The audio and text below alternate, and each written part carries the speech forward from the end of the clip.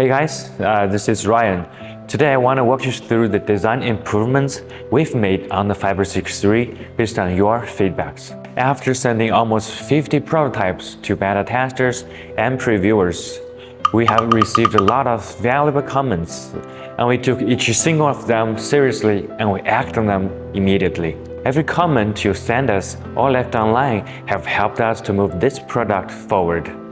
And I had the privilege to visit some of you myself, and I really appreciate your willingness to sharing with me your user experience and exchanging on some great ideas of possible design refinements. All these insights have helped me to look at this product from a different angle.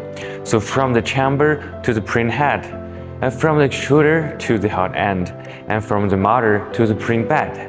So here I am with the updated design that I can't wait to share with you. Sorry, we have just finished the engineering design and development, so for some of the parts here, there's no surface treatment. So this is gonna be a transparent updating of our current progress. So hopefully it can bring you some more confidence, especially for those who are willing to take risks and backed us on Kickstarter. I can never be more grateful. Now let's go through it step by step. One of the biggest updates is the heated chamber. Many of you asked for better temperature stability for engineering materials. The earlier prototype had no active heating, so we added an active chamber system with PTC heating, cross-flow fans, dual temperature control, and chamber insulation. It now maintains up to 65 degrees Celsius. Our dual circulation path can reduce cold spots and heat buildup, strengthening interlayer adhesion. And the active heating and guided airflow enable quick chamber warm-up. Heat source positioned closer to the print plane for even thermal distribution. Another common request was a more silent operation, and many of you have recommended a different motor driver. However, the noise of the machine comes from a combined factors of the motor itself, motor driver, and more importantly, the resonance between the motor and the frame. So in the version 2, we did switch to a set of motors which have a higher torque, and we fine-tuned the motor driver. And we almost redesigned the structure of the motor mounts plus the back panel to isolate the resonance with the motor. Therefore, both of the high-frequency noise and the vibration noise have been significantly reduced, and the difference is quite obvious. Moreover, print stability will also be benefited from a much lower vibration. Another crucial part is the extruder for continuous fiber.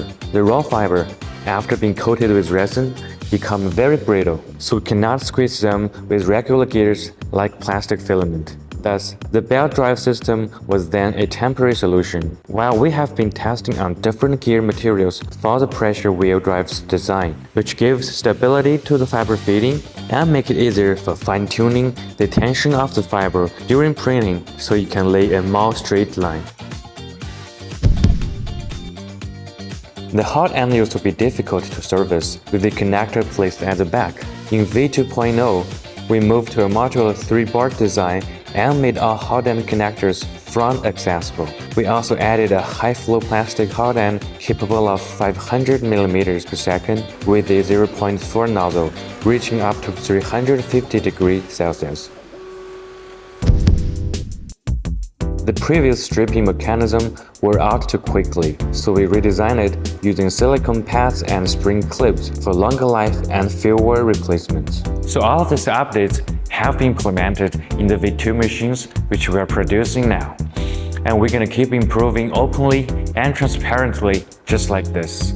So thank you for pushing us to make a better machine, and let's keep evolving together.